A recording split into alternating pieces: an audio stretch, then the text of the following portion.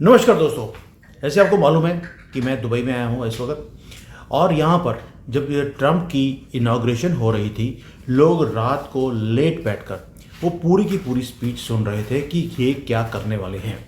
और आपको सुनकर हैरानी होगी कि यहाँ पर चाइनीज़ इतने ज़्यादा आए हुए हैं कि मैं कभी इमेजिन कर नहीं सकता था।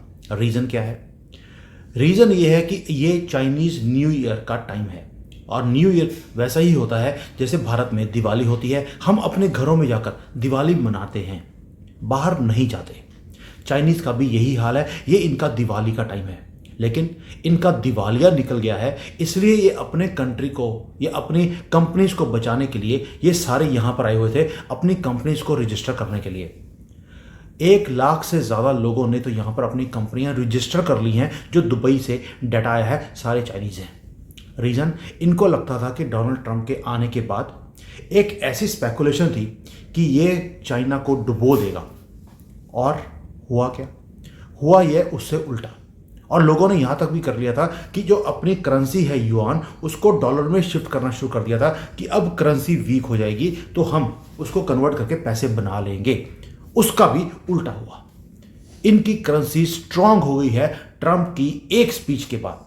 यानी कि एक जो उसने प्रॉमिस किया था कि मैं चाइना के ऊपर टैरिफ लगा दूंगा, मैं इनकी सारी कंपनियों का काम बंद कर दूंगा, सारा कुछ भी नहीं किया, उल्टा कर दिया। साथ में इमरजेंसी डिक्लेयर कर दी। हम बोलते रहे कि बाइडेन के through deep state emergency declare करेगा, डोनाल्ड ट्रंप के थ्रू इमरजेंसी डिक्लेयर हो गई है। अब आप सोच के देखिए, सभी लोग सोच रहे थे कि ये अपनी पहली जो स्पीच है या एग्जेक्टिव ऑर्डर है वो चाइना के खिलाफ ये ऑर्डर देने वाला है कि इनके ऊपर टैक्स लगा दिया जाए। लेकिन day 1 of presidency of Trump उसने सारे एनालिस्ट को, सारे चाइनीज सिटीजन्स को हिला के रख दिया। क्यों? क्योंकि इसकी जो इनॉग्रेशन की जो स्पीच थी उसके अंदर एंटी चाइना जो फायर थी वो थी ही नहीं। चाइना को मेंशन ही नहीं किया गया, सिवाय एक जगह पर, वो भी बताऊंगा कहां पर।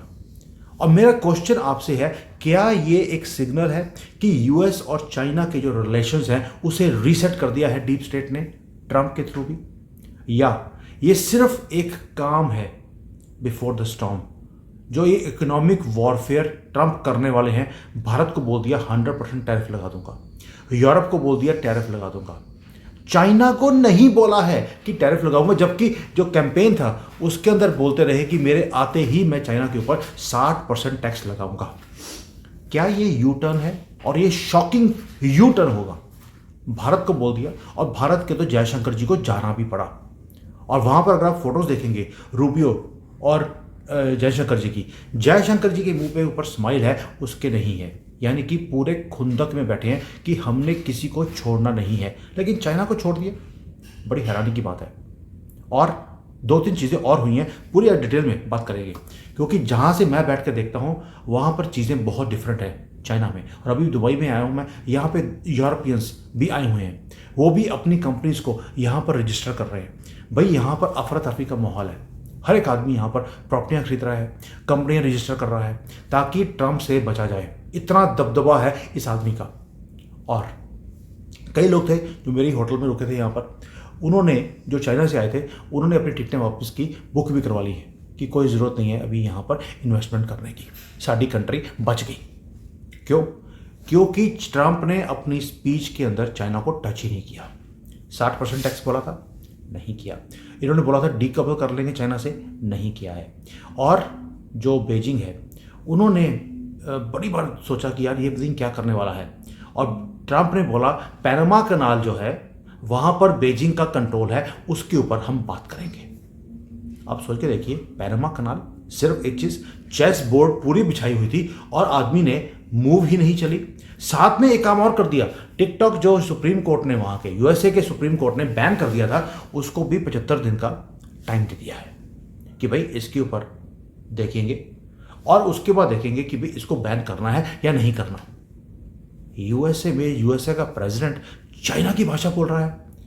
इट इज रेजिंग आईब्रोज, और लगता है कि चाइना ने कोई ना कोई डील डोनाल्ड ट्रंप को दे दी है। वो क्यों बता रहा हूं? उसका भी रीजन है कि बीजिंग ने पहली बार अपना जो वाइस प्रेसिडेंट है हान जंग उसको भेजा इनॉग्रेशन की स्पीच सुनने के लिए।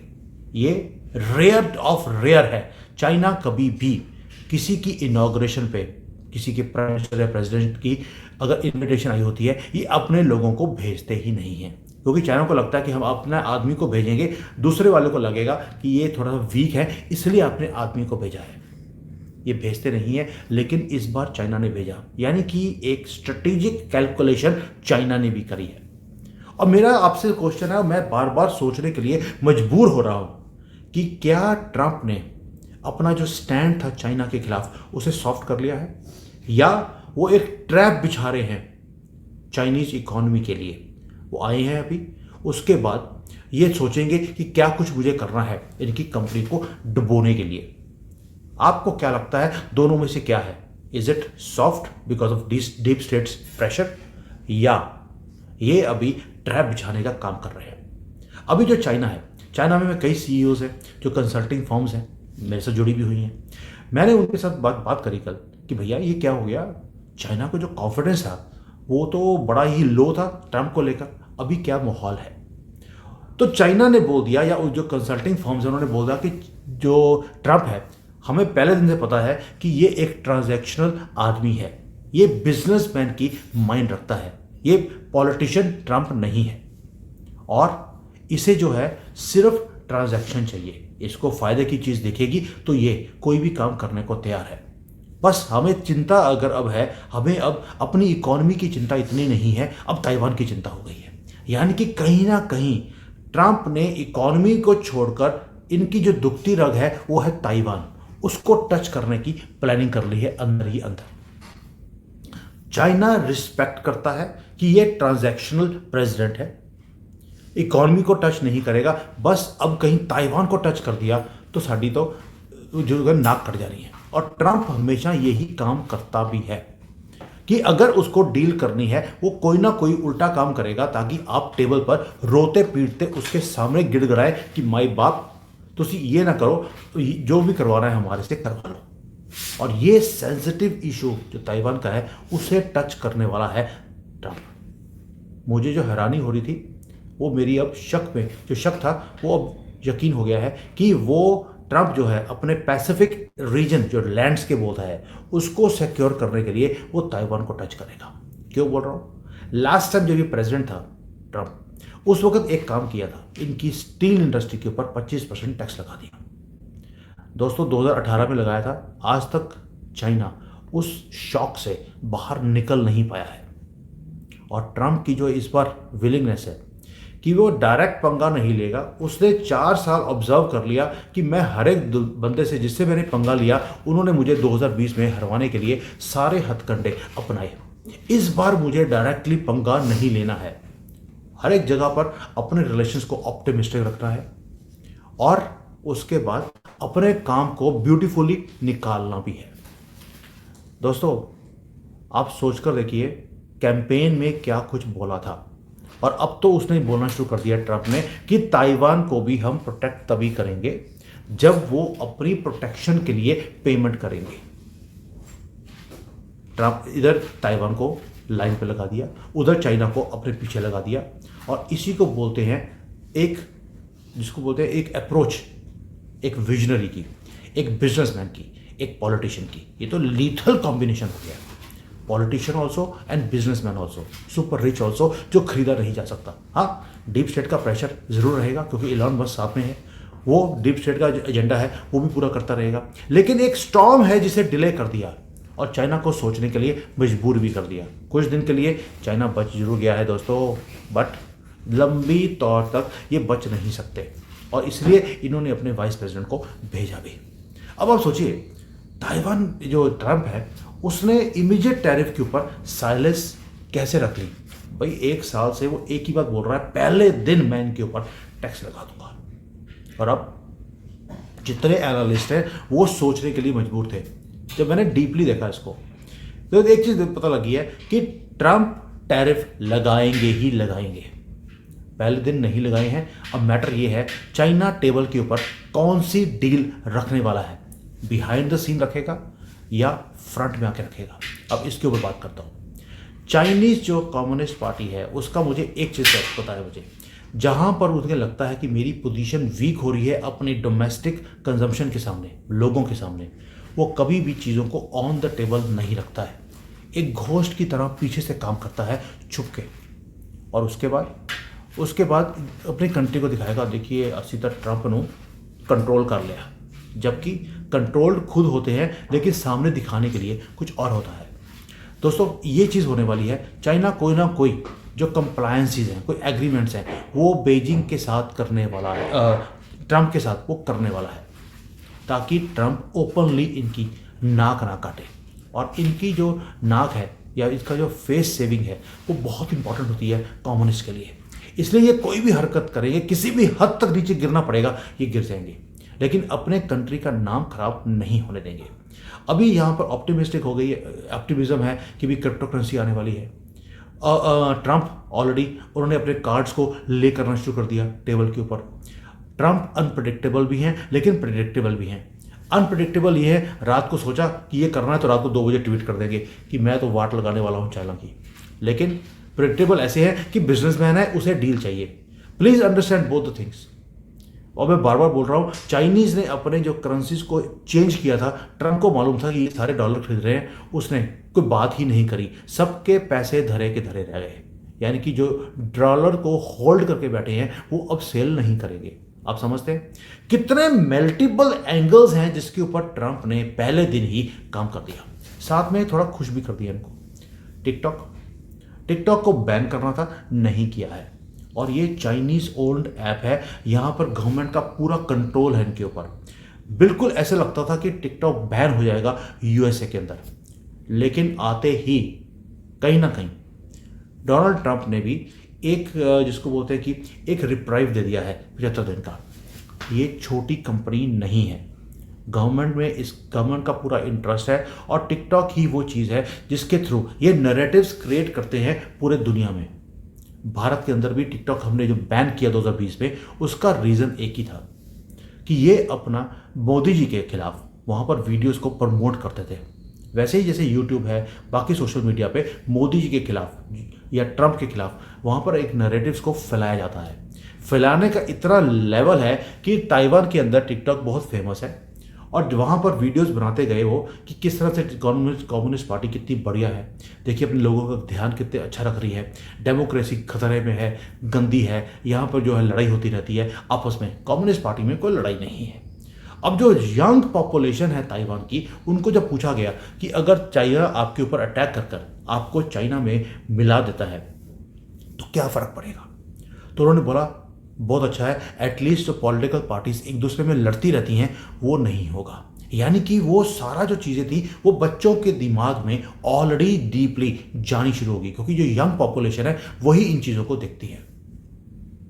और अमेरिका में भी इन्होंने यही किया, लेकिन डोनाल्ड ट्रंप ने उसको नहीं रोका है। ये इतना बड़ी एक सिग्नल है डोनाल्ड ट्रंप की तरफ से कि मुझे ट्रांजैक्शन करनी है आपसे, मैं अपनी कंट्री को आगे लेके जाने के लिए, भाई अगर टैरिफ लगेगा चाइना के ऊपर तो अमेरिका में इन्फ्लेशन बढ़ जाएगा, वहाँ पे चीज़ें महंगी हो जाएंगी, और फिर वही होगा जो हमेशा होता है, लोग सड़कों पे दंगे करेंगे, और लिब्रांडो तो वेट कर रहे हैं कि दंगे कैसे करना है। वैसे ही जैसे राहुल गांधी भारत में दंगे करवाने के लिए तैयार है। अब एक लास्ट चीज़ बताता हूँ आपको डोनाल्ड ट्रंप की खासियत।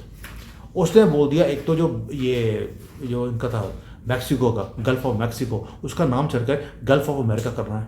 भाई मुझे समझ नहीं आता वो मैक्सिको है, क्योंकि उसने एक सिग्नल वहाँ पे भी दे दिया कि मुझे गल्फ ऑफ मैक्सिको को ही पूरा अमेरिका का पार्ट बना देना है।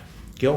क्योंकि वहाँ पर चाइना अपने ड्रग्स को बेचता है, और मैक्सिको के थ्रू, बॉर्डर के थ्रू वो अमेरिका में वो ड्रग्स पहुँचते हैं। यानी कि वहाँ पर उसने सिग्नल एक ही दिया है कि तुम्हारी ये जो चीज़ें हैं ये मैं बर्दाश्त नहीं करूँगा। चाइना को बोल दिया तुम्हें छोड़ना था, तुम यहाँ पर ड्रग्स बेचने वाला काम बंद कर दो, मैं तुम्हारी कंट्री के ऊपर टैरिफ बंद कर दूंगा। देखिए कितने एंगल आ गए, ये छठा एंगल है। 5 एंगल्स में ऑलरेडी बता चुका हूँ आपको। एक डिसीजन ना लेने से क्या कुछ टेबल पे रख दिया। साथ में बोल दिया कि जो पैनमा कनाल है उसमें तुम्हारी दादागिरी बढ़ती जा रही है, वहाँ पे जो सारे पोर्ट्स हैं वो तुम अप्रोच कर रहे हो, इसे भी मैं छुड़ा लूँगा। यानी कि जो पैनमा कनाल है उसको भी ये पैनामा कनाल नहीं होगा, ये अमेरिकन कनाल होगा।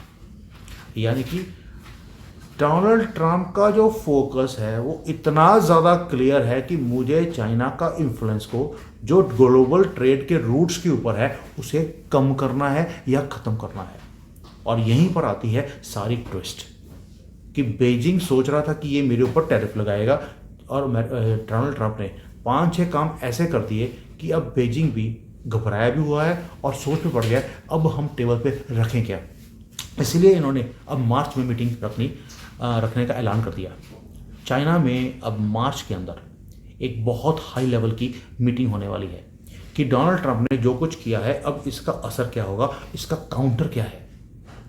दोस्तों इवन मैं जब चाइना में बात कर रहा था मैं कल भी, वहाँ पे जब मैंने देखा कि वहाँ पर रिएक्शन क्या है, वहाँ पर अब ऑप्टिमिज्म आनी शुरू हो गई है कि डोनाल्ड ट्रंप के आने के बाद हमारी कंट्री के ऊपर कोई भी बुरा इफेक्ट नहीं आएगा इसकी टैरिफ्स का। क्यों? उन्हें लगता है कि यूएसए अब चाइना के साथ एंगेज करना चाहता है ऑन अ इक्वल फ्रंट, ना कि हमें दबाने की वो कोशिश करेगा। अब चाइना को ये लगने लग गया कि डोनाल्ड ट्रंप जो कुछ कर रहा है ताइवान को लेकर, पैनामा कनाल को लेकर, गल्फ ऑफ मैक्सिको को लेकर, और हमारे ड्रग्स जो हैं यहाँ से बनकर जो अमेरिका में जाते हैं उसे रोकने के लिए जो कुछ उसने चाइना का कार्ड खेलना था उसने खेल दिया। यानी कि एंटी चाइना कार्ड ना खोलकर उसने बाकी के सारे कार्ड खोल दिए। और यहाँ पे थोड़ी सी ऑप्टिमिज्म है कि एटलीस्ट चलो ड्रग्स की इंडस्ट्री बंद होगी, कोई दिक्कत नहीं है, बाकी इंडस्ट्रीज तो बच जाएंगी। और आप सोच के देखिए जो चाइनीज स्टेट मीडिया है उसने बिल्कुल भी कवरेज नहीं करी इसकी ट्रंप की जो इनॉग्रेशन थी, लेकिन जब उन्होंने देखा कि पूरी न्यूज़ बिल्कुल फेवरेबल है उसके बाद अगले दिन जाकर उन्होंने इसकी स्पीच दिखाई है।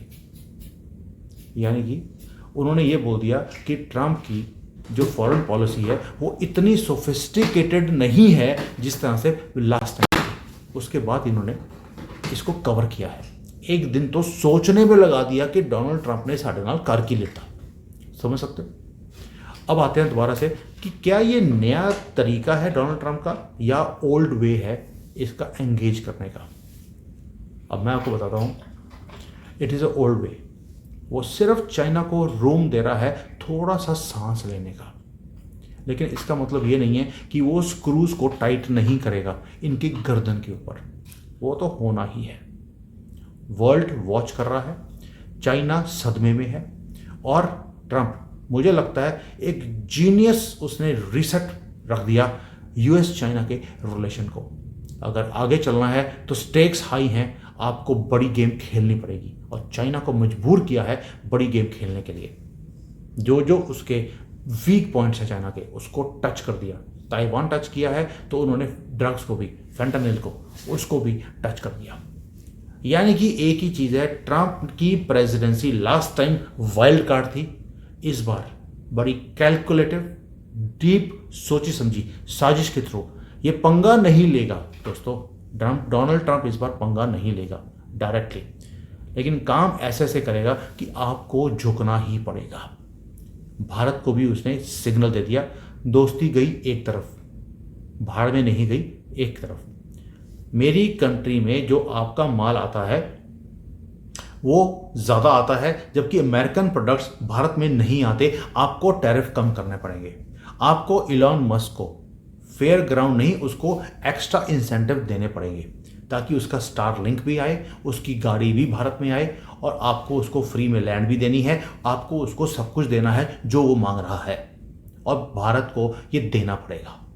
वही चीज़ें वो चाइना के साथ भी कर रहा है, यूरोप के साथ भी कर रहा है। यानी कि इस बार he is not going to be wild, he is going to be calculative, and calculative Trump is even more lethal, not only for China but for the whole world, and this is what is going to create ripples। और एक एक move के ऊपर मैं आपके साथ ये चीज़ें डिस्कस करता रहूँगा। ये मैंने चीज़ आपको दुबई में क्या हो रहा है, कैसे चाइनीज़ आए हुए हैं, कैसे यूरोपियंस आए हुए हैं, कैसे जरा सारे वर्ल्ड यहाँ पे बैठा हुआ है इस वक्त अपनी कंपनियों को रजिस्टर करने के लिए। I am really surprised. और कैसे चाइना में एक तरफ से ऑप्टिमिज्म है क्योंकि उन्हें समझ नहीं आया कि ट्रंप ने क्या कुछ कर दिया, कुछ ना बोल कर भी, और ये समझ इनको लेट आएगी। और इसलिए यहाँ पे जो मीटिंग आनी है मार्च में बहुत इंटरेस्टिंग होने वाली है। चाइना टेबल के ऊपर क्या रखेगा और बिहाइंड द सीन्स क्या करने वाला है। and I'll keep you posted each and everything. Thank you. Jai Hind. Vande Mataram from Dubai.